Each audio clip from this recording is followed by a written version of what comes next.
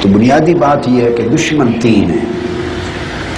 تو نفس حسد کے ذریعے حملہ کرتا ہے، شکوے شکایت غیبت چغلی کے لیے حملہ کرتا ہے، جس میں بہنیں، ماں باپ، بہو، ساس، رشتہ دار، اعزاء، اقارب، بھاوجیں، خونی رشتے، ان میں چغلی، شکایت، غصہ، لڑائی جھگڑے، نفرتیں، کدورتیں رہتی ہیں. تو نفس یہ اس تباہی میں الجھا دیتا ہے. سارا دن تسبیح کی، تلاوت کی، عبادت کی. اور یہ جو تباہی ہے یہ شادیوں کے بعد زیادہ شروع ہوتی ہے، میں ہمیشہ بتاتا ہوں. اور اس کے بعد جب شروع ہو جائے گی پھر آپ اپنے آپ کو بچا نہیں سکیں گے. جتنی مضبوط بنیادیں آج شادیوں سے پہلے رکھ لیں یہ بعد میں کام آئیں گے، بعد میں یہ عمل کام آئیں گے، چونکہ اس میں پھر ماحول تم کشیدگی کا ملے گا. پھر کئی رشتے ایسے آ جائیں گے جو صرف ماں بیٹی والے نہیں ہوں گے، علاوہ رشتے ہوں گے کئی. وہاں ان کی باتوں سے غصہ بھی زیادہ آئے گا، کدورت بھی ہوگی، طیش بھی آئے گا، باتیں بھی ہوں گی، چغلیاں بھی ہوں گی، آپ پر تانے بھی ہوں گے، ریئیکشن بھی ہوگا. انہوں نے تو اپنا کام کر دینا ہے، آپ ریئیکٹ کریں گی آپ کی بربادی ہوگی. اس سے بچانے کے لیے آج اپنے آپ کو مضبوط کر لیں. دوسرے دو دشمن شیطان اور دنیا ہے. شیطان اور دنیا، ان کا کھیل یہ ہے شیطان کا کہ وہ دنیا کی زینت کی طرف دل کو راغب کرتا ہے اور دنیا دکھاتا ہے. دنیا اپنے آپ کو زیب و زینت کے ساتھ ننگا کرتی ہے، دکھاتی ہے اپنے آپ کو، للچاتی ہے. اور یہ دنیا اور شیطان کے حملے یاد رکھ لیں سب سے پہلے شروع ہوتے ہیں لباس سے، میک اپ سے. جب باہر جاتے ہیں تو اسپیشل میک اپ کر کے جانا ہے. باریک باتیں بتا رہا ہوں، باریک. اب اس کو کوئی پکڑ کے سمجھائے گا تو بات شاید اندر اتر جائے، مگر ذہن ہی اس طرف نہیں جاتا کہ گھر سے جو باہر جا رہے ہیں تو باہر تو شوہر نہیں ہے، میک اپ صرف ایک کے لیے ہے جو آپ کا زوج ہے، اور تو کسی کے لیے میک اپ ہے ہی نہیں. ماں باپ کے لیے بھی نہیں ہے. کیا؟ ماں باپ کے لیے بھی نہیں ہے. اور جسم کا سر سے لے کے پاؤں تک پورے جسم کو، چہرہ، ہاتھ اور پاؤں کے علاوہ جسم، باقی جسم جو ہے اس کو کسی حصے کو بھی ننگا کرنا، خواہ ہاتھ کو چھوڑ کر باقی اتنا آدھا بازو ہی کیوں نہ ہو. ہاف سلیو پہنے تو بازو ننگا ہو جائے. یہ جو گلا ہوتا ہے تھوڑا سا زیادہ کھلا سلوا لیں تو تھوڑا سینہ ننگا ہو جائے، کلائیاں ننگی ہو جائیں. قمیض کے چاک ایسے بنوا لیں کہ تھوڑا سا پیٹ یا سائیڈیں ننگی ہو جائیں، یا قمیض اور شلوار قمیض تنگ سلوا لیں تو جسم کے اعضاء نمایاں ہو جائیں. یہ ساری چیزیں صرف شوہر کے سامنے ہو سکتی ہیں، اس کے علاوہ جس کے سامنے کریں گی حرام ہے، دوزخ کا راستہ ہے. اب میں جو آپ کو متوجہ کر رہا ہوں، گھر سے جو نکلی اور ایسا اگر تنگ لباس پہنا تو شیطان اور دنیا اتنے مکار دشمن ہیں کہ آپ کے ذہن میں بھی یہ نہیں آنے دیں گے. آپ معصوم ہیں، آپ کے ذہن میں کوئی برائی نہیں ہوگی، بس ایسے رواج کے طور پہ، فیشن کے طور پہ، سٹائل کے طور پر، دنیا کی روا روی اور دیکھا دیکھی کے طور پہ کر رہی ہیں، برائی نہیں ہے. یہی ان کا مکر ہے شیطان اور دنیا کا کہ دھیان ادھر نہ جائے کہ میں برائی کر رہی ہوں، دھیان ہی نہ جائے. اب میں دھیان دلوا رہا ہوں، میرا کام ہی یہ ہے،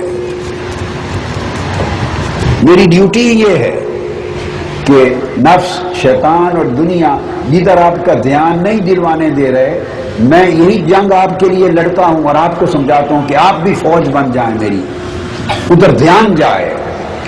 وہ دھیان یہ ہے کہ یہ کام تو صرف شوہر کے لیے تھے جس کو زوج کہتے ہیں. یہ چیزیں تو نہ باپ کے لیے تھی، نہ ماں کے لیے تھی، نہ بہن بھائی کے لیے تھی، نہ گھر کے لیے تھی. اور باہر والے کے لیے تو سراسر دوزخ کا ایندھن تھی اور آگ تھی. میک اپ کرنا، جسم کو ننگا کرنا، خواہ جز اور آدھا ہی ننگا کرے، کپڑوں کو تنگ کرنا، کپڑوں کو تنگ کرنا. تو یہ جب آپ پہن کے نکلیں گی، آپ نے اس کو نام کہہ دیا. آج کل فیشن یہ چل رہا ہے، یہ ایک جملہ ہے، آج کل فیشن یہ چل رہا ہے. تو میرے بیٹے اور میری بہنیں اور میری ماؤں اس لیے کہہ رہا ہوں کہ وہ اپنی بیٹیوں پر دھیان کریں.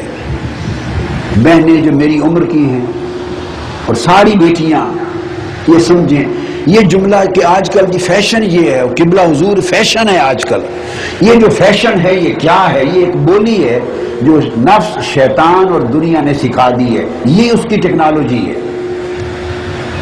بولی بدلا دیتا ہے، دھیان ہی نہیں آنے دیتا. یہ فیشن کیا ہے؟ اس فیشن کا نام دوزخ ہے، دوزخ کی تیاری ہے، دوزخ کی تیاری ہے. چاہیے یہ کہ سمجھ آ جائے تو آپ جائیں جن کے، اور یہ قمیض کو چھوٹے لمبے قمیض پہنے، کھلے لباس پہنے. لوگ کیا کہیں گے جب دوزخ گرفت کرے گی اور آخرت میں جب حساب و کتاب میں ناکام ہوں گے، اس وقت لوگ کہاں ہوں گے بچانے والے؟ قبر میں جب گرز لگیں گے، دوزخ آئے گی، آگ آئے گی، عذاب ہوگا. ان امور پر گرفت ہونی ہے. عورت کی تو ابتدا یہاں سے ہونی، مرد کی ابتدا اس کے عمل ہیں، عورتوں کا عمل یہاں سے گرفت ہونا ہے.